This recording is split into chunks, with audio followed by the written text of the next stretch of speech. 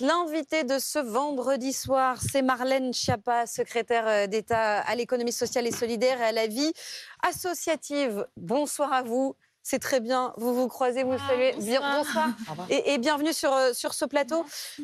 On a évidemment tout un tas de sujets à aborder avec vous. Le plus récent, c'est donc cette note de la France qui est maintenue et cette réaction du ministre de l'économie Bruno Le Maire qui a donc vanté la gestion budgétaire française après que l'agence de notation Standard & Poor's a maintenu la note de la France au niveau AA avec une perspective négative. Bon, j'imagine que vous aussi, vous vous en réjouissiez. Elle était quand même attendue avec fébrilité, cette décision. Oui, écoutez, certains commentateurs ont dit tout à l'heure que c'était une surprise. Donc j'observe que c'est une décision positive. Comme l'a dit le ministre de l'économie et des finances, Bruno Le Maire, on ne peut que se réjouir de cette décision prise par les dernières agences de notation de maintenir la note de la France à un niveau de confiance. Les explications, vous les avez données. C'est aussi une manière de saluer la politique finalement menée par le gouvernement. C'est vrai qu'on ne parle pas beaucoup des trains qui arrivent à l'heure, donc on va sans doute moins parler de cette note maintenue que si elle avait été dégradée. Oui. Mais en tout cas, c'est une nouvelle positive pour l'économie française et donc in fine pour chacun d'entre nous. Probablement que si cette note avait été dégradée, il aurait été évoqué un camouflet politique. Est-ce que pour autant vous parleriez ce soir d'une petite victoire politique aussi? Moi, je veux pas prendre les prérogatives du ministre de l'économie et des finances qui s'est exprimé sur ce sujet, mais en tout cas c'est une nouvelle positive parce que comme vous le savez, quand les notes sont dégradées, il y a des impacts derrière sur la dette de la France et donc in fine sur chaque consommateur et sur notre niveau de vie en dernier ressort. Donc là, je dirais que c'est assez positif, effectivement, et que ça vient sanctionner dans les explications qui ont été données les décisions prises par la France. Maintenant, il nous appartient de continuer à avoir une politique équilibrée d'un point de vue budgétaire, et c'est ce à quoi s'emploie à la fois Bruno Le Maire, mais aussi Gabriel Attal, le ministre des Comptes publics et du Budget. Il dit, Bruno Le Maire, notre stratégie en matière de finances publiques est claire, elle est ambitieuse et elle est crédible. Un mot peut-être, Olivier Babot, bonsoir tout d'abord. Bonsoir. Vous êtes économiste et président de l'Institut Sapiens. Merci d'être avec nous pour interroger et interviewer Marlène Schiappa. C'est une manière de dire, cette réaction de Bruno Le Maire, que la réforme des retraites, par exemple, ça va dans le bon sens. En tout cas, ça peut être interprété comme étant la conséquence de cette réforme, une note qui n'est pas dégradée et qui montre que effectivement, le gouvernement fait des efforts. Alors, parmi les différentes promesses du gouvernement, je pense que les Français peuvent se poser les questions, puisque le gouvernement nous promet donc relativement des baisses d'impôts. Il nous promet aussi des augmentations de dépenses liées à l'écologie, notamment, et puis à la défense. Et puis, il promet aussi, notamment à l'Europe, une trajectoire budgétaire de réduction des déficits. C'est typiquement ce que les économistes appellent un triangle d'incompatibilité, c'est-à-dire qu'entre les trois, il y a forcément un truc qui ne va pas tenir. Alors, Madame la Ministre, auquel des trois il va falloir renoncer? Alors, je vous remercie pour cette question. D'abord, au niveau européen, c'est vrai qu'il y a un pacte de stabilité qui est important. Vous savez à quel point le président de la République est attaché à faire en sorte qu'au niveau européen, chacun des partenaires puisse tenir ses engagements, et y compris sur la question du pacte de stabilité. Ensuite, j'ai un petit désaccord sur la manière dont vous avez présenté les choses, si vous me le permettez. Je suis là aussi pour ça. Bien sûr. Effectivement, il y a une trajectoire budgétaire et le ministre de l'économie et des finances l'a rappelé. Et la première ministre, je vous le rappelle, nous a demandé à toutes et à tous d'avoir une gestion rigoureuse de nos comptes dans les ministères et à faire un petit peu la chasse aux dépenses qui peuvent être considérées comme superfétatoires ou dont on peut en tout cas se passer pour le temps à venir. Vous savez qu'après la période de quoi qu'il en coûte, pendant la pandémie, les périodes pendant lesquelles l'argent public a vraiment soutenu l'économie française et lui a permis de tenir, et de tenir beaucoup mieux que celle d'autres pays et de voisins européens, eh bien, il est nécessaire maintenant pour nous d'avancer sur un équilibre des comptes publics. C'est un exercice difficile, mais l'ensemble des ministères s'y attachent. Vous avez cité des grandes priorités. Le président de la République l'a dit depuis sa réélection. L'écologie, c'est vrai, mais aussi l'école, la question des armées, la santé. S'il y a des priorités, ça veut dire qu'il y a des budgets dans lesquels on va devoir être plus attentif ou plus rigoureux dans la gestion de ces budgets-là. Voilà pour cette réaction, donc votre première réaction, Marlène Schiappa, en tout cas sur cette note de la France qui est maintenue au niveau AA avec une perspective négative. On va parler de toute autre chose. Vous avez eu différentes casquettes au sein de ce gouvernement et du gouvernement précédent. Vous avez été chargé de l'égalité entre les hommes et les femmes. Oui, bien sûr. Et j'imagine que vous avez vu et suivi attentivement ces images de cette violente agression de Mohamed Aouas sur sa femme. Les faits se sont produits donc le vendredi 26 mai, c'était en fin d'après-midi, après que le rugbyman du club de Montpellier ait vu sa femme en train de fumer. Ça s'est passé dans un centre commercial et le tout a été filmé.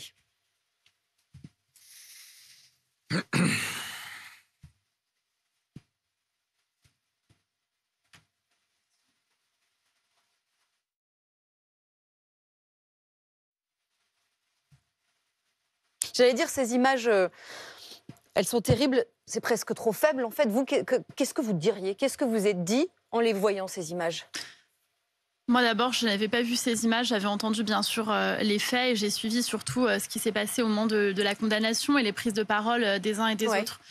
Et je vais vous dire que, hélas, quand on travaille sur cette question de la protection des femmes face aux violences, comme c'est mon cas depuis l'adolescence, on sait à quel point ces situations sont extraordinairement complexes. Là, je pense qu'on est face à une affaire à tout le moins de contrôle coercitif, au-delà de la question de la violence physique. C'est-à-dire qu'il a dit qu'il entendait contrôler finalement sa vie, contrôler son activité, contrôler ses choix. Et là, en l'occurrence, à partir du moment où elle agit comme une femme libre, qui fait ses propres choix, quels qu'ils soient, en l'occurrence, sortir fumer une cigarette, il ne le supporte pas, à tel point qu'il la frappe en la blâmant. Et j'étais très frappée d'entendre les propos notamment de son avocat. Alors, son avocat, il le défend, c'est son rôle, et je ne le remets pas du tout en cause. Chacun a droit à une défense dans le cénacle de la justice. Mais sur les plateaux de télévision, je suis toujours attentive à ne pas entendre des phrases qui minimisent les violences conjugales. Et quand on explique qu'elle avait dit qu'elle ne fumait pas, mais elle a menti, donc il est devenu violent, je ne peux pas être d'accord avec ça. Parce que lui, il dit en l'occurrence, je ne lui ai mis qu'un petit croche-pied pour la faire tomber, puis une petite gifle comme ça. Et ensuite, effectivement, il a expliqué que comme il s'était rendu compte qu'il lui avait menti pour fumer, du coup, il s'est dit, elle peut me mentir sur tout et n'importe quoi. Il n'y a pas de petit gifle. Vous savez que c'est le titre du dernier livre que j'ai sorti sur les idées reçues sur les violences conjugales, qui s'appelle justement « Juste une petite gifle ». Et il s'appelle comme ça pour dénoncer cet argumentaire qui est, hélas, classique, commun, trop banal même, dirais-je, d'entendre à chaque fois dire « c'était juste une petite gifle, c'était juste un petit coup, c'était juste un croche-pied ». Non, là, on est véritablement dans quelqu'un qui essaye d'avoir une emprise sur son épouse. Mais donc, vous nous dites que ce soir, puisque on précise qu'il a été condamné à 1 an de prison ferme, mais sans placement en détention, parce qu'il a une peine aménageable. Donc, il est rentré chez lui, avec sa femme. Vous nous dites que cette femme, ce soir, est en danger. Moi, je ne veux pas me prononcer sur cette affaire en particulier parce que vous savez qu'il y a une séparation des pouvoirs et donc je représente le pouvoir exécutif. Je ne veux pas me prononcer sur les décisions du pouvoir judiciaire. En revanche, je pense à toutes les femmes qui nous regardent en ce moment. Et là encore, le fait que sa femme le défende au tribunal, dise qu'elle lui pardonne et qu'elle souhaite qu'il ne fasse pas de prison, ça m'a vraiment interpellée parce que ça nous montre aussi toute la difficulté des personnes qui accompagnent les femmes victimes de violences conjugales. Quand vous êtes par exemple un policier, que vous avez pris une plainte et que le lendemain la femme revient et vous dit « je veux retirer ma plainte, je lui pardonne, c'était un coup de colère, c'était juste une petite gifle et donc je veux retirer ma plainte et je ne veux pas le poursuivre ». C'est des choses que vous voyez fréquemment. Il faut jusqu'à 7 reprises successives pour une femme en moyenne selon les associations pour qu'elle finisse par réussir à partir de chez elle quand elle vit avec un homme violent. Donc tout ça, ça nous montre à quel point, loin du manichéisme avec lequel on présente parfois les choses sur les violences conjugales, la situation est parfois difficile et il faut parfois protéger les femmes, malgré elles, dirais-je. Je voudrais qu'on l'écoute, cette femme en question. Elle s'exprime en fait au moment où son mari va sortir de détention. La pression est retombée, gros soulagement. Donc voilà, tout va bien. Tout va bien, mon esprit est aéré, donc voilà, tout va bien. Est-ce qu'au moment du réquisitoire de la procureure qui demandait une assez lourde peine, surtout avec de la prison ferme, sans aménagement de peine possible, qu'est-ce qui vous est passé par la tête à ce moment-là quand vous avez entendu tout ça? Le néant, le drame, tout s'écroule. Qu'est-ce que je vais devenir? Qu'est-ce que vont devenir les enfants? Qu'est-ce que je vais leur dire? Est-ce que vous pensez justement que votre témoignage, le fait que vous n'ayez pas porté plainte, etc., ça a pu faire pencher cette balance de son côté, oui, avec une peine plutôt satisfaisante, entre guillemets, si je puis dire? Oui, je pense que oui. Le fait que ma présence aussi, de ma présence, que je sois là, que j'ai pris la parole, je pense que ça a aussi un petit peu joué en sa faveur. Là, vous avez hâte de le retrouver? Ah oui, c'est sûr, ça se voit pas. Si vous l'aviez en face de vous, cette femme, qu'est-ce que vous lui diriez? D'abord, moi, je veux pas non plus avoir de jugement moral vis-à-vis d'elle parce que c'est une victime de violences conjugales. Elle le reste, quelle que soit la position qu'elle souhaite adopter. Et même si elle défend son bourreau, elle reste victime de violences conjugales, à tout le moins physiques. Les éléments l'ont prouvé et la condamnation en justice en atteste. Probablement également morale. Vous savez qu'on a mené, dans le cadre du Grenelle des violences conjugales, un travail sur la question de l'emprise. L'emprise, c'est isoler la personne avec laquelle vous vivez, dénigrer son entourage et vouloir décider du moindre de ses faits et gestes. Beaucoup d'hommes, pas beaucoup d'hommes, mais beaucoup d'hommes parmi les auteurs de violences conjugales pratiquent l'emprise. Certaines femmes également pratiquent de l'emprise sur leur mari et des violences psychologiques, c'est important de le dire aussi. Et moi, ce que j'ai envie de dire à toutes les femmes qui sont dans cette situation et qui se demandent comment on va faire qu'est-ce qu'elle va dire aux enfants. Je suis frappée par le fait qu'elles disent qu'est-ce que je vais dire aux enfants. Et c'est pour ça que nous, on se bat pour qu'il y ait des associations et que la secrétaire d'État chargée de la protection de l'enfance, Charlotte Cobel, se bat pour faire en sorte que les enfants puissent être justement accompagnés, pris en charge.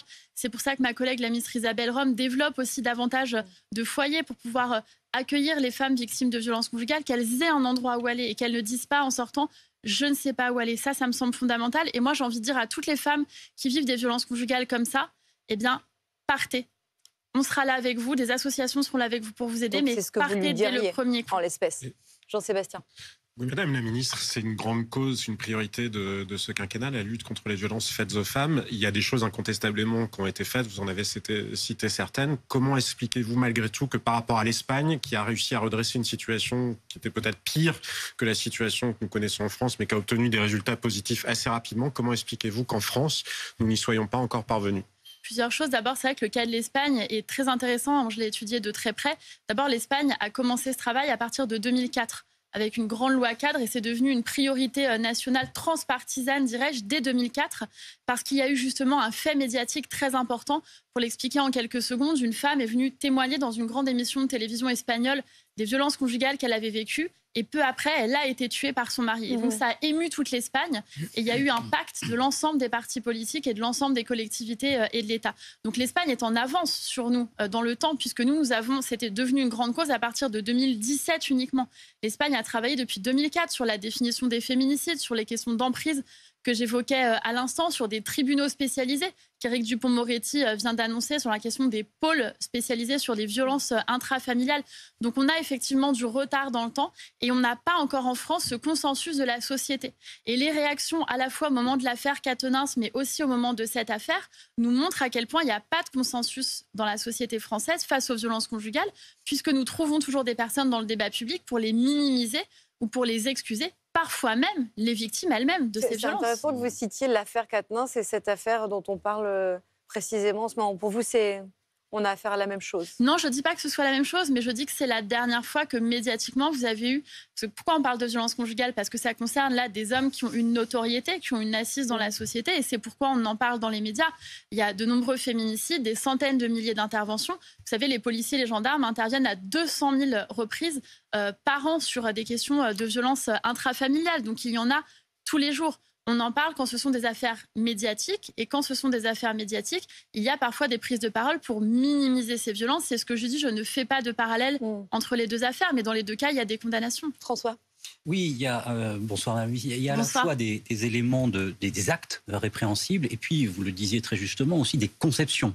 Aujourd'hui, on a 12% des hommes, les violences conjugales pour la plupart émanent des hommes, 12% des hommes qui considèrent qu'une gifle n'est pas une violence conjugale, 25% des hommes qui considèrent qu'une privation de moyens financiers sur leur conjointe n'est pas une violence économique. Donc on a une partie minoritaire, mais quand même non négligeable, des hommes qui au fond ne voient pas de violence, là où objectivement il y en a. Donc comment, au-delà des questions de répréhension sur des actes en eux-mêmes, comment peut-on jouer sur ces perceptions-là dès l'amont ?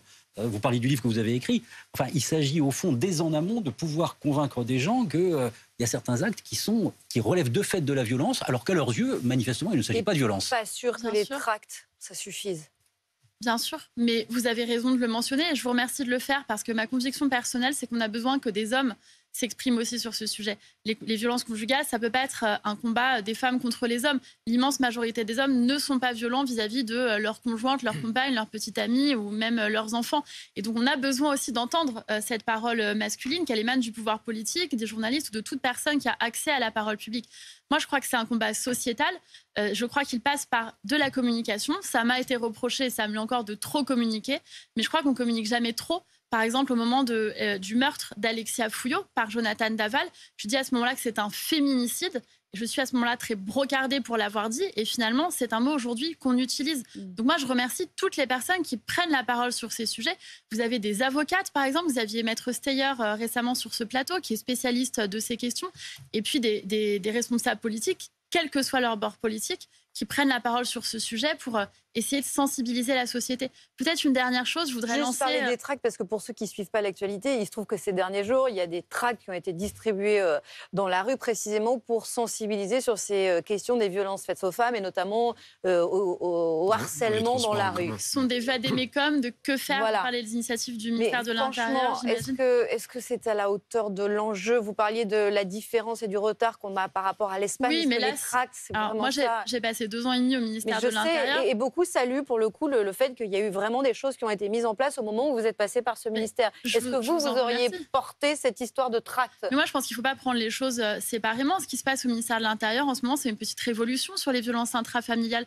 Vous avez des formations de policiers et de gendarmes qui étaient appelées de leur vœu par l'ensemble des associations et des professionnels. Vous en avez aujourd'hui près de 150 000 qui ont été formés en formation continue.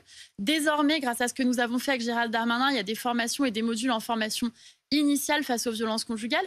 On a créé la saisie des armes dès la plainte du conjoint violent, une grille d'évaluation du danger pour les policiers et les gendarmes, une plainte hors les murs qui est possible. Maintenant, si une femme ne veut pas ou ne peut pas aller au commissariat ou à la gendarmerie, eh bien, on se déplace et on va jusqu'à elle, à l'hôpital par exemple, ou chez l'avocat pour prendre sa plainte. Et puis, dernier exemple, le fait de faire en sorte que nous ayons créé une plateforme qui s'appelle arrêtonslesviolences.gouv.fr. Vous avez des policiers et des gendarmes en ce moment même connectés qui répondent aux femmes ou à toute personne victime de violences sexistes ou sexuelles, qui lancent l'alerte et ils peuvent diligenter une intervention ou aider à préparer la plainte. Tout ça, ce n'est pas vain, ce n'est pas rien, ce sont des vraies mesures mises en place par le gouvernement. Juste un test, messieurs, c'est pas pour vous piéger, mais est-ce que vous savez qui est désormais celle qui est ministre chargée de l'égalité homme-femme? Elle a été citée par le chef je l'ai dit tout à l'heure parce que je suis une bonne camarade. Oui, mais parce qu'elle a été citée. Parce que François, honnêtement, vous le saviez ou pas? J'avoue que non, malheureusement. Olivier. Oui, c'est pas la plus connue des ministres. Est-ce que c'est pas un problème, ça? Non, mais on peut... Pardon, j'allais boire, je refaisais un peut-être. Dommage. On peut ne pas être connu et faire du bon travail. En l'occurrence, Isabelle, elle a été magistrate précédemment. Moi, je l'avais chargée du volet... C'est pas une histoire d'être connu ou pas connu, mais vous voyez très bien là où je veux en venir, mais de marquer son empreinte, d'incarner un sujet aussi important que celui-là. Est-ce que c'est pas nécessaire? Oui, c'est nécessaire, mais je pense qu'on est plusieurs à l'incarner. C'est la grande cause du quinquennat, des 2 quinquennats du président de la République. Donc, en premier chef, le président de la République l'incarne, puisqu'il est le premier président à l'avoir vraiment pris à bras-le-corps. Il avait fait, par exemple, un hommage avec 1 minute de silence aux victimes de féminicide. Ce n'est pas une mesure en soi, mais symboliquement, ça veut dire que le président de la République s'adresse à elle et s'adresse aux familles. Et puis, j'ai cité plusieurs ministres qui se sont engagés, qui ont porté des réformes structurantes sur cette question, au premier rang desquels les ministres régaliens, la justice et l'intérieur. Donc, je pense que nous pouvons être nombreux à nous engager sur ce sujet. Je voudrais qu'on écoute, juste pour terminer sur ce sujet une fois de plus, une autre figure de la majorité, c'est Aurore Berger qui était sur BFM TV. En tant que femme et en tant que citoyenne, je ne peux pas ne pas être interpellée par la décision de justice qui a été prise. On devrait pouvoir se dire qu'après tout ce qu'on a enfin révélé sur la question des violences familiales, des violences conjugales, des violences sexuelles, ce ne sont pas les femmes qui doivent être mises en accusation. Ce sont les femmes qui doivent être écoutées, qui doivent être respectées, qui doivent être protégées. Et notre société qui doit être à la hauteur de la parole des femmes. Et là, la société, par cette décision de justice, n'est pas à la hauteur de la protection qu'elle doit à cette femme. Alors, vous ne voulez pas commenter des décisions de justice? Ça, je ne veux pas, c'est que je ne peux pas. Vous savez qu'il y a une séparation des pouvoirs en France. Le pouvoir exécutif ne peut pas se mêler du pouvoir judiciaire. Aurore Berger n'est pas membre du gouvernement, elle est chef du groupe et donc à ce titre, elle a, la possibilité de le faire. Je ne suis pas là en tant que citoyenne, je suis là en tant que représentante du gouvernement. Et donc, elle a raison de le faire parce qu'elle peut le faire. Mais moi, je pense que vous m'avez demandé qui incarnait cette cause. Je pense qu'on a beaucoup de députés qui sont engagés. Aurore Berger qui a porté beaucoup de choses sur ce sujet, mais d'autres parlementaires aussi. Ma collègue ministre Bérangère Couillard, qui est aujourd'hui en charge de la biodiversité, mais qui a beaucoup travaillé. Et puis, je peux citer des hommes comme Erwan Balanant ou Guillaume Gouffier-Cha, qui sont des parlementaires qui ont porté des lois, qui ont porté des mesures pour mieux protéger les femmes face à tout type de violence. Ça me semble important de le rappeler aussi. Allez, je voudrais qu'on parle de ce drame qui pose évidemment aussi beaucoup de questions. C'est la mort de Lindsay, le suicide donc de cette... jeune fille de 13 ans, le 12 mai dernier, qui était harcelée par des élèves de son école. 4 plaintes ont été déposées par sa famille contre la direction du collège, l'Académie de Lille, les policiers en charge de l'enquête pour non-assistance à personne en péril et la 4e plainte contre le réseau social Facebook. C'est l'une des prises de parole qui a marqué l'actualité de cette semaine, évidemment, la prise de parole de sa maman. J'ai tout essayé, j'ai tout fait. Et... on n'a pas été aidés, on a été lâchés complètement. Aucun soutien, ni avant, ni pendant et ni après. Aujourd'hui, on a eu aucun courrier de qui que ce soit par rapport à ce qui s'est passé pour ma fille. Je voulais vous dire aussi que l'INSEE, à un moment, elle était au collège et elle demandait de l'aide au directeur, chose qu'elle a précisée aussi. Et que, justement, le directeur lui a carrément dit « Écoute, tu m'embêtes avec tes bêtises. On n'a pas que ça à faire. Ça reste entre nous. » Et hier soir, c'était le ministre de l'Éducation nationale, Pape Ndiaye, qui était sur le plateau de BFM et qui s'est exprimé. À l'évidence, il s'agit d'un échec collectif. La mort de l'INSEE, son suicide, c'est une tragédie. C'est une tragédie pour ses proches, c'est une tragédie pour l'éducation nationale et pour le pays. À l'issue de cette enquête administrative qui sera menée par des inspecteurs généraux, j'en tirerai toutes les conclusions. Il parle de faute de responsabilité collective. Est-ce que ce n'est pas un peu facile de la part du ministre de l'Éducation nationale? Est-ce que ce n'est pas avant tout l'institution qui a failli? Quand on retrace le fil des événements et qu'on comprend la manière dont ça s'est passé tout cela. D'abord, je veux avoir une pensée à la mémoire de la jeune Lindsay, puisque aujourd'hui, elle nous a quittés. Je pense que c'est important de lui rendre hommage et je veux avoir une pensée aussi pour sa famille. J'ai écouté avec beaucoup d'attention ce que disait sa maman, mère de famille d'enfants scolarisés moi-même. J'ai présidé 10 ans un réseau de mères de famille et je trouve que la maman de Lindsay s'exprime avec beaucoup de dignité et avec beaucoup de courage et de force pour défendre à la fois la mémoire de sa fille. J'ai entendu aussi qu'elle disait que des insultes continuaient sur les réseaux sociaux après le décès de sa fille. Et là, je repose la question de la société dans laquelle nous vivons, mais je pense qu'une société qui ne respecte même pas la mémoire des morts doit véritablement s'interroger sur les valeurs qu'elle véhicule et notamment sur la responsabilité des réseaux sociaux. On pointe la responsabilité de l'Éducation nationale. Il y a une inspection et donc l'inspection fera toute la lumière sur des défaillances éventuelles ou des non-défaillances, je ne sais pas, je ne connais pas le fond du dossier. Mais moi, je vois que sur les réseaux sociaux, quel que soit le bon vouloir et la bonne volonté de tel ou tel adulte encadrant, vous avez une possibilité de harceler des enfants jour et nuit. Et parfois une incompréhension de ce que cela produit. Vous savez, le cyberharcèlement, c'est quelque chose de terrible. Déjà, quand vous êtes adulte et quand vous êtes exposé et entouré, c'est mon cas. Moi, je reçois des menaces de mort tous les jours, en continu, par centaines, sur Twitter et sur Facebook. Et beaucoup sont encore adaptés. Alors, vous allez dire, moi, je suis une adulte. Et comment réagit une adolescente, une enfant qui n'a pas terminé sa construction psychique, qui reçoit cela en plus des accusations et des menaces physiques au lycée, qui est empêchée d'aller étudier, travailler, se construire.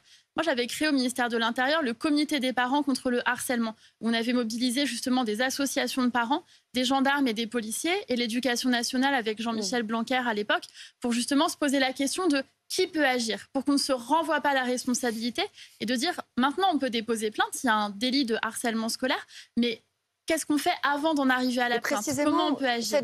Cette jeune fille avait fait, semble-t-il, ce qu'il fallait. Elle a alerté. Je ne la blâme pas du tout. tout. Non, mais ce que je veux dire, c'est que du coup, ce qu'on se dit, c'est que ça ne suffit toujours pas. Je veux dire, ce qui est terrible, c'est que cette petite fille a fait ce qu'il fallait. Ses parents ont fait ce qu'il fallait, mais ils disent qu'ils se sont sentis littéralement abandonnés. Mais je les comprends. C'est catastrophique. Bien sûr, mais je pense que le harcèlement scolaire est encore trop méconnu. C'est un problème de déni. Oui, c'est un problème de déni. On a tendance à le minimiser. Mais est-ce que ce déni n'était pas y compris chez le ministre de l'Éducation nationale en quelque sorte? Parce que, pour rebondir sur la question que vous posez, Alice, à propos de l'intervention sur BFM hier de Pape Ndiaye, moi je voyais aujourd'hui un ancien conseiller de Jean-Michel Blanquer, élu MoDem, me semble-t-il, à Sèvres, qui disait qu'il avait eu honte. Qu'il avait eu honte en entendant M. Ndiaye hier. Est-ce qu'à minima, au moins sur la forme, vous ne trouvez pas qu'il aurait pu exprimer déjà un peu plus de compassion et se saisir un peu plus justement de ce dossier qui a déjà fait beaucoup de morts dans le pays et qui brise surtout énormément de vies? Non, mais vous avez raison. Je ne veux pas donner des notes de communication à mes collègues, mais en revanche, vous avez complètement raison sur le fait qu'on doit davantage s'emparer de cette question du harcèlement scolaire et en dehors aussi de la sphère scolaire, parce que ce qu'il faut comprendre avec le cyberharcèlement, c'est que ça ne s'arrête pas quand on éteint son téléphone. Trop souvent, on dit aux jeunes, t'as qu'à pas aller sur les réseaux sociaux. Mais dire à une jeune fille, t'as qu'à fermer ton compte Instagram ou Facebook si tu veux pas être harcelée, c'est comme il y a 10 ans quand on disait aux femmes, vous n'avez qu'à pas sortir en jupe si vous voulez pas être violée. C'est exactement le même procédé intellectuel. Donc je pense que les plateformes ont une responsabilité. Aujourd'hui, par exemple, Twitter ne communique pas sur son nombre de modérateurs. Qu'est-ce qu'on fait? Mais est-ce que le sujet, c'est la modération ou l'algorithme? Parce que justement, est-ce qu'il n'y a pas une erreur intellectuelle à vouloir toujours gérer la modération? On sait que c'est des défis techniques, vu le volume de choses qui sont publiées, absolument énorme, mais ce sont les algorithmes qui mettent en lumière les contenus les plus dommageables, parce que le temps d'attention, et malheureusement, nos temps d'attention à tous sont plus consacrés à ce qui est négatif. Mais le gouvernement, systématiquement, se préoccupe de la modération et jamais des algorithmes. Non, je pense que vous avez complètement raison. C'est un sujet que j'ai abordé dans une conférence à l'Assemblée nationale récemment, en disant que même nous, politiques et médias, parfois, nous tombons dans le piège. Nous savons très bien que les contenus de type coup de gueule, indignation, qui suscitent de l'émotion, sont davantage partagés sur les réseaux sociaux, attirent davantage de clics. Et donc, finalement, nous entretenons tous, quelque part, cette machine. Moi, je vais vous dire, j'ai quitté Twitter il y a près d'1 an. J'ai toujours un compte, c'est pas moi qui l'alimente, et je ne participe plus à aucune conversation sur Twitter depuis presque 1 an. Ma santé mentale s'en trouve bien meilleure. J'ai installé une application qui s'appelle Bodyguard. Il y a quelqu'un qui lit les insultes à votre place. Absolument. Et comment se passe sa santé mentale? J'ai un conseiller. Et il va comment? Écoutez, vous lui poserez la question, mais c'est une vraie préoccupation. C'est celui qui était en régie tout à l'heure. C'est mon éminent et excellent conseiller en communication. Mais effectivement, ce que je veux dire par là, c'est qu'effectivement, il y a un sujet, vous avez raison, d'algorithme et de ce qui est relayé. Mais la question de la modération, elle m'importe aussi. Que Twitter, par exemple, ne communique pas sur son nombre de modérateurs, c'est un problème à la fois sur la question du harcèlement, sur la question, par exemple, des contenus haineux, pédopornographiques. Également, c'est une question qui se pose. Évidemment que vous n'êtes pas là pour... Juste un mot sur l'intervention du ministre de l'Éducation nationale. Vous n'êtes pas là pour distribuer des notes en termes de communication politique, mais est-ce que vous pouvez, à minima, admettre que le fait qu'il ait essayé de contacter cette famille simplement à partir d'hier soit un peu léger? Elle s'est suicidée le 12 mai dernier. Ça fait des jours qu'on en parle déjà de ce drame. Et hier, sur ce plateau, il était en train d'expliquer qu'il avait essayé de les contacter seulement hier. Il n'y a pas un problème, franchement?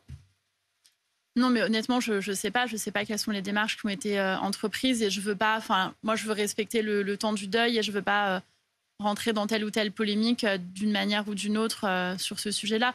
Je pense à la famille avant tout, et c'est vrai que c'est important que la famille puisse être accompagnée et qu'il y ait des process, parce que moi, ce que je veux, c'est qu'il n'y ait pas de nouvelles affaires l'INSEE. On ne peut pas, à chaque fois qu'il y a un décès, ce n'est pas la première fois qu'il y a un suicide suite à du harcèlement scolaire. On ne peut pas, à chaque fois, tous le déplorer et le dénoncer et passer à autre chose. Donc, je pense que c'est fondamental. Je vois que le ministre de l'Éducation a rappelé le process à suivre en cas de harcèlement scolaire. Il faut arrêter de dire que ce sont des chicaneries, que ce sont des histoires d'enfants, que ça va se régler, que ça ne peut pas... voilà. Et je pense que la question de la manière dont on sanctionne les jeunes qui harcèlent, elle est aussi fondamentale. J'ai entendu que dans certaines affaires, les jeunes n'étaient pas renvoyés. J'ai entendu aussi que des jeunes... ce sont les harcelés qui, en général, qui changent d'école. Mais j'ai entendu aussi que des jeunes qui étaient mis en cause pour cela étaient à leur tour harcelés. Je pense qu'on ne peut pas être dans ce système de cercle vicieux de harcèlement permanent. Parlons de vous. À présent, vous avez donc été nommé le 4 juillet 2022 secrétaire d'État chargé de l'économie sociale et solidaire et de la vie associative. Vous avez aussi été précédemment ministre délégué chargé de la citoyenneté et donc secrétaire d'État chargé de l'égalité entre les femmes et les hommes et de la lutte contre les discriminations. Vous êtes heureuse dans vos fonctions actuelles? Vous avez envie de rester? C'est gentil de me poser la question. J'aime bien la phrase de Prévert citée par Trintignant récemment qui disait « Si on essayait d'être heureux, ne serait-ce que pour donner l'exemple ». Je pense qu'on peut collectivement faire cet essai. Et c'est ce que vous essayez de faire en ce moment, en l'occurrence? J'essaie d'être heureuse. Vous savez, aux États-Unis, c'est un droit constitutionnel, la recherche du bonheur. Donc je pense que ce n'est pas tabou. Il est possible qu'il y ait un remaniement. Emmanuel Macron avait fixé un cadre, il avait parlé de 100 jours et ensuite de la nécessité de faire un point et de faire un bilan des dernières annonces qu'il avait fait lors de sa prise de parole. Mais certains journalistes politiques laissent penser qu'il pourrait décider d'accélérer et mettre en place un remaniement. Si c'était le cas, est-ce que vous, si on vous laissait le choix, vous souhaiteriez rester à votre place? Non, moi je ne fais pas des offres de service au président de la République avec tout le respect que j'ai pour l'éminent plateau de BFM TV, mais si j'ai des échanges à avoir avec le président de la République ou sa première ministre, je les aurais avec eux et pas ici. Ensuite, c'est la prérogative du président de la République de décider du moment où il l'entend remanier ou ne pas remanier. Il nous a donné 100 jours collectivement autour d'Elisabeth Borne pour apaiser le pays, pour redonner un souffle, pour porter aussi des grandes priorités. Moi, j'ai vu la Première ministre, mais aussi l'ensemble de mes collègues sur le terrain, se déployer dans le cadre des grandes priorités. Elle est encore la bonne personne, Elisabeth Borne, puisque la question de son maintien au poste de Première ministre se pose. Est-ce qu'elle est encore la bonne personne ? Une excellente Première ministre. Je rappelle que c'est la première femme Première ministre depuis Édith Cresson. Ça fait une génération entière. Quand Édith Cresson a été nommée à Matignon, j'étais en classe de CE2. Vous vous rendez compte, c'est il y a longtemps.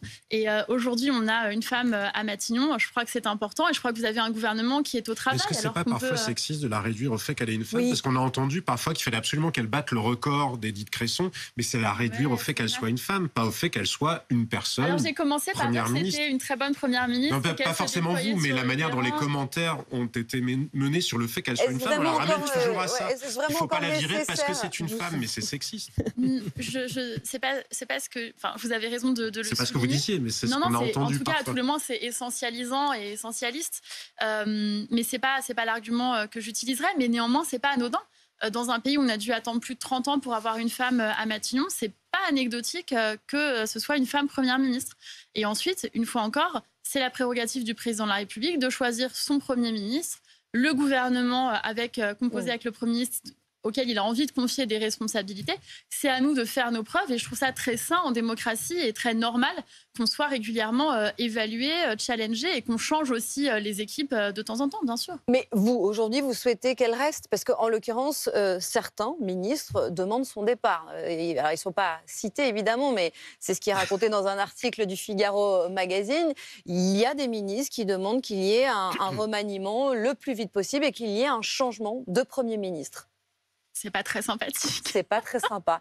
Mais est-ce que vous êtes aussi en droit de considérer qu'il faut une nouvelle impulsion pour la suite du quinquennat qui a quand même... Non, mais d'abord, je vous réponds en rigolant, en sarcasme à cette évocation. Mais moi, vous savez, je suis très méfiante vis-à-vis de ce qu'on appelle les off. Mais alors ça, c'est un autre débat. Mais je trouve qu'on fait dire tout et n'importe quoi à n'importe qui quand on lit des off dans des journaux, quand on entend selon un off, l'Élysée dit que. Alors on ne sait pas on sait pas qui est à l'Élysée, si c'est une personne qui est en charge du jardin ou qui travaille avec le président de la République, avec tout le profond respect que j'ai pour les jardiniers, parce que c'est des jardins magnifiques. Mais en tout cas, ce que je veux dire par là, c'est que les articles à base de ragots, de rumeurs ou de off ne sont pas forcément extrêmement fiables. Moi, j'observe que la Première ministre, elle est au travail. Je suis régulièrement en contact avec elle parce que je suis rattachée à la Première ministre. On travaille notamment sur le déploiement des contrats impact sociaux, qui sont des nouvelles manières de financer de l'innovation sociale dans le cadre de l'économie sociale et solidaire.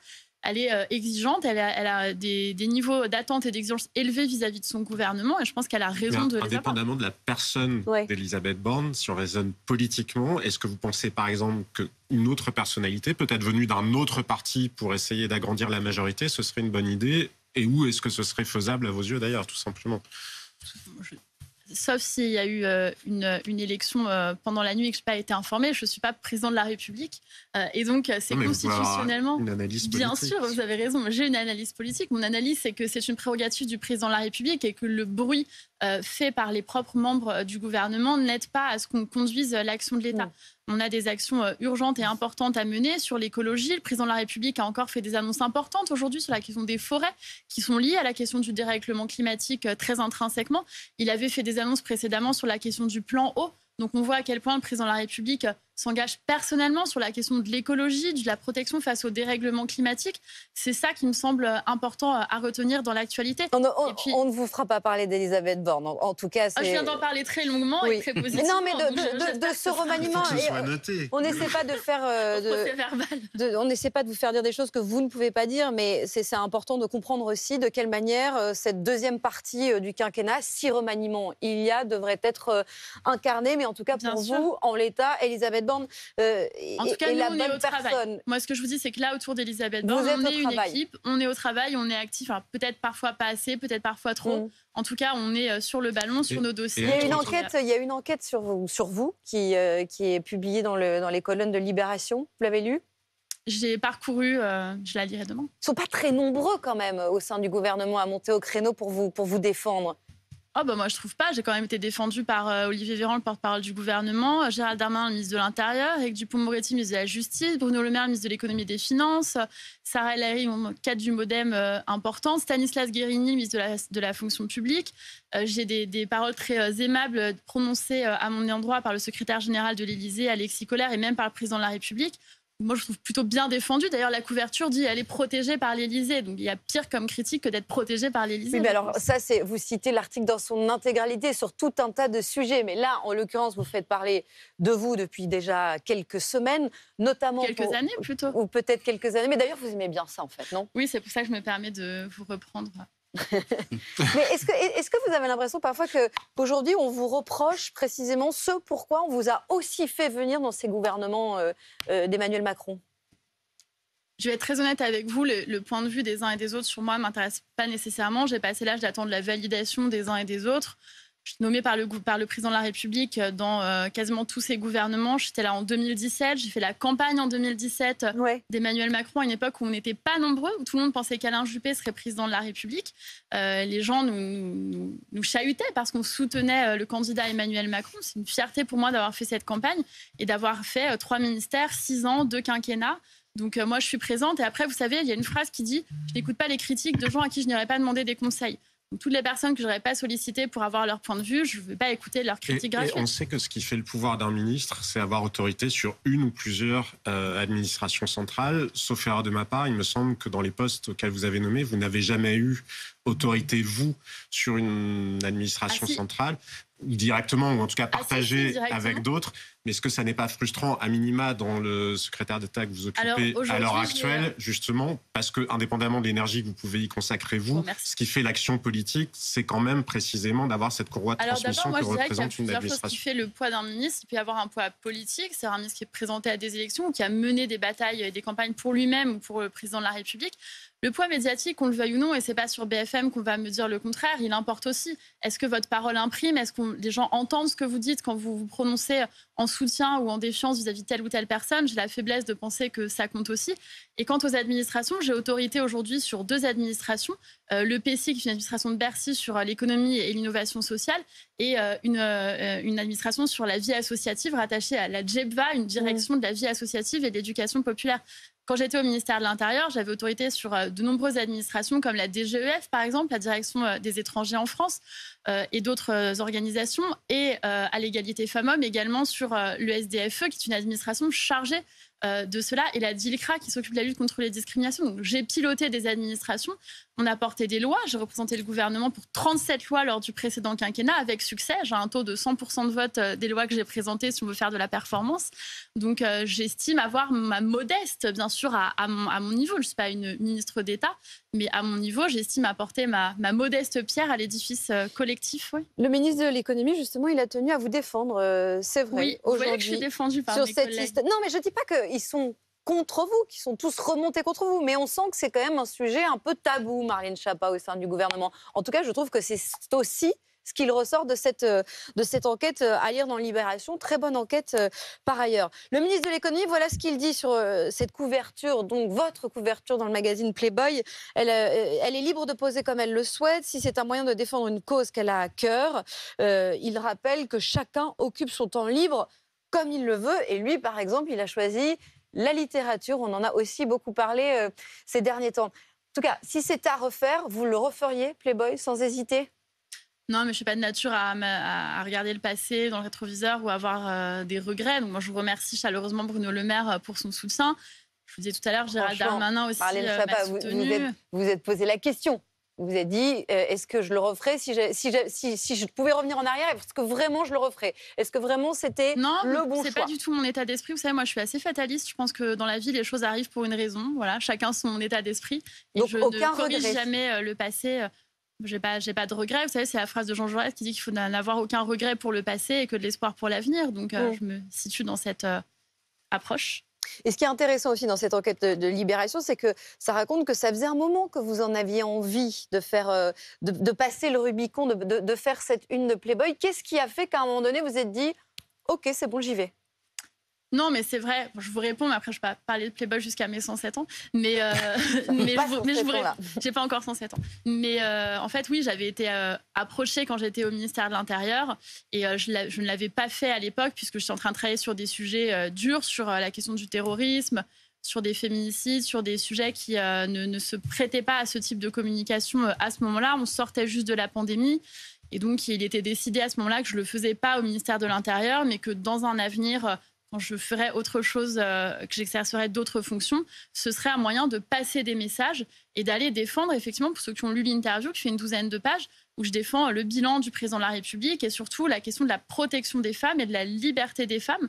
Et je crois que ce n'est pas tous les jours qu'on a dans Playboy un discours sur l'émancipation des femmes et sur le droit des femmes. Il y a parfois des interviews sans les photos, parce que là, peut-être que ça a pu heurter, non pas que ce soit Playboy en soi, mais parce qu'on a parfois l'impression qu'on vit une époque très narcissique. Et finalement, ça évoque autant le fait que vous puissiez, et c'est votre droit le plus strict, apprécier de vous voir en photo ou en une d'un magazine, et le discours politique qui sont quand même de registres différents. Non, mais vous savez, j'ai fait par exemple des photos pour l'enquête de Libération que vous mentionniez. Je suis en couverture de Libération aussi. Je ne crois pas que ça fera la même polémique que la couverture de Playboy. Mais je me suis prêtée aussi au jeu, alors que ce n'est pas une interview. Pour le coup, c'est une enquête sur ma personne, donc avec des choses à charge et des choses positives. Mais je me suis prêtée au jeu parce que c'est ainsi, parce que le jeu médiatique est comme cela. Quand vous donnez une interview, il y a une série de photos qui vont avec. On peut les apprécier ou pas, mais en tout cas, voilà, moi, je vais parler à tout le monde.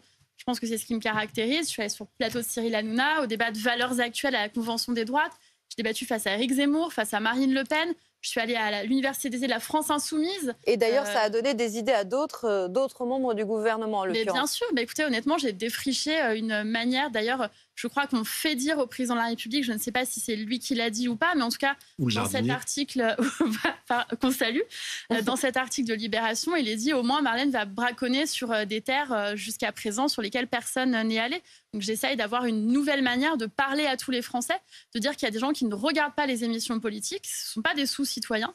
Il faut aller leur parler aussi. En tout cas, c'est ma conviction et c'est ma cohérence depuis 2017. Un mot avant de parler d'un rendez-vous judiciaire qui vous attend la semaine prochaine. Pas de rendez-vous judiciaire. Non, d'une audition, pardon. Voilà. Pour une enquête. Au Sénat. Pour une enquête, en l'occurrence. Du Sénat qui ne me vise pas. Oui, qui n'a pas pris de dimension judiciaire, pardon. Vous avez raison de le préciser. Un mot sur un sujet qui vous tient à cœur et qui fait partie de vos prérogatives, c'est la natalité. Oui, bien sûr. Vous vouliez en parler à tout prix parce qu'un chiffre, en l'occurrence, en particulier, vous inquiète.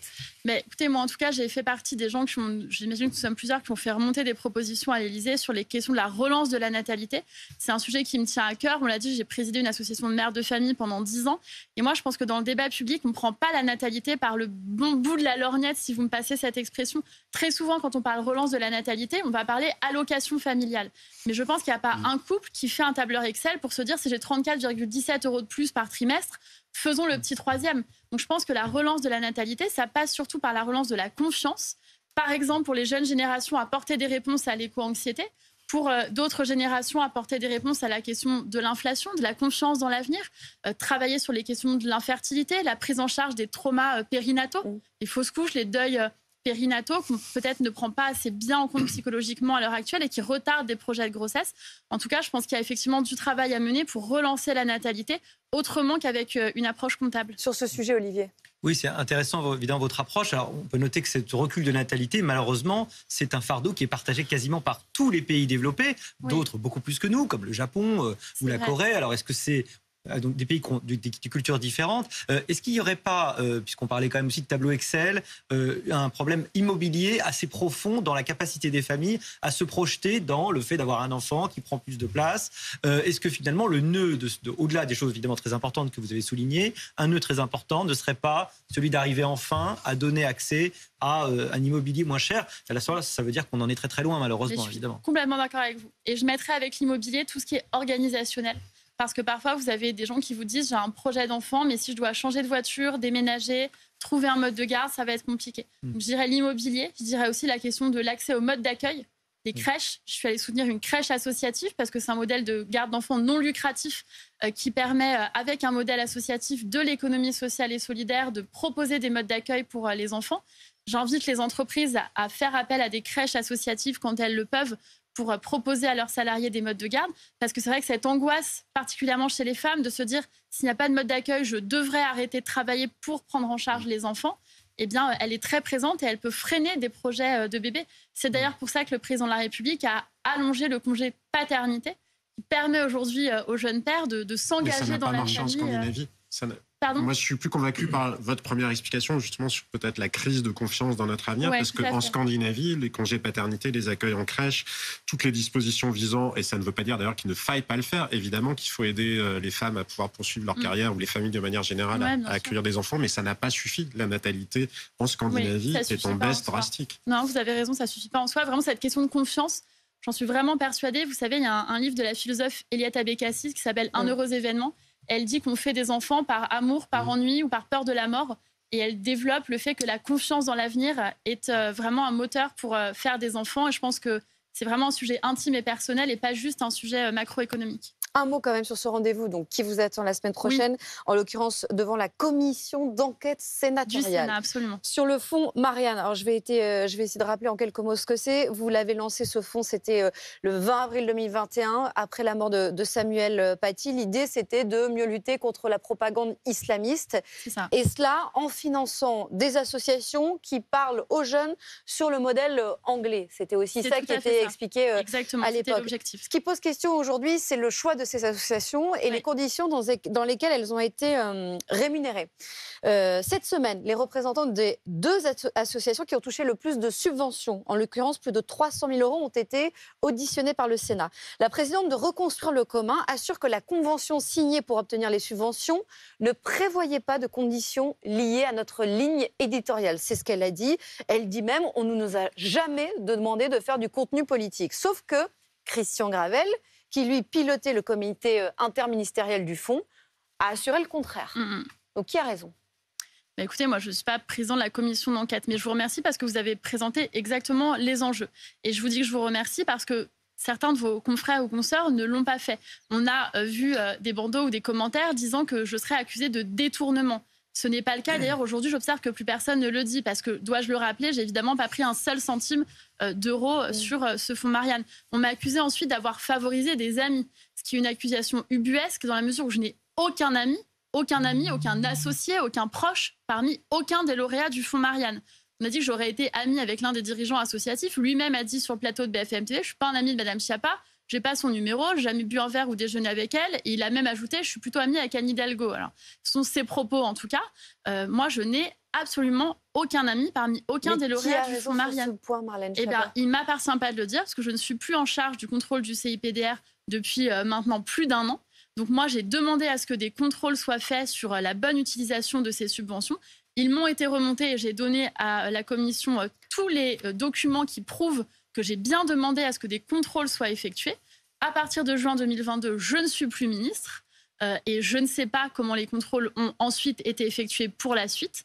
Mais la commission d'enquête, je l'espère, pourra faire la lumière sur ce fait. Mais vous admettrez avec moi que ce n'est pas la même chose de poser la question en disant est-ce qu'il y a eu suffisamment de contrôles faits ou de dire est-ce qu'il y a eu de l'argent détourné. Ce sont 2 questions extrêmement différentes. Oui, mais ça veut dire que tout ne s'est pas passé exactement comme prévu quand même. Indépendamment d'éventuelles malversations, enfin bref, et on verra bien s'il y a des enquêtes. Donc je ne suis pas accusée, je tiens à le rappeler encore une fois. Absolument, mais est-ce qu'à minima, vous considérez que votre responsabilité politique a été un peu en jeu dans la mesure où le contrôle exercé sur les dossiers, on a vu que certains dossiers étaient quand même très légers. Vous savez, je me dérobe jamais. Non, mais comme autorité. Bien sûr, c'est pour ça que je vous réponds en tant qu'autorité politique, je me dérobe jamais et je me défausse jamais. Et je pense que quelles que soient les critiques qu'on peut formuler à mon endroit et qui sans doute sont parfaitement légitimes, on m'accorde au moins de prendre mes responsabilités et d'avoir du courage. Donc je viendrai Donc vous êtes dans quel état d'esprit ? Je suis dans l'état d'esprit de participer à la manifestation de la vérité. Quand vous lisez justement sur ces dossiers-là, est-ce que vous avez l'impression quand même qu'un dossier en 2 pages très léger, c'est suffisant pour justifier l'attribution de fonds publics ? Moi-même, je m'interroge. Il a été dit lors de cette commission qu'il ne s'agissait pas de 2 pages, mais qu'il y avait des dossiers bien plus denses et que des synthèses uniquement avaient été transmises.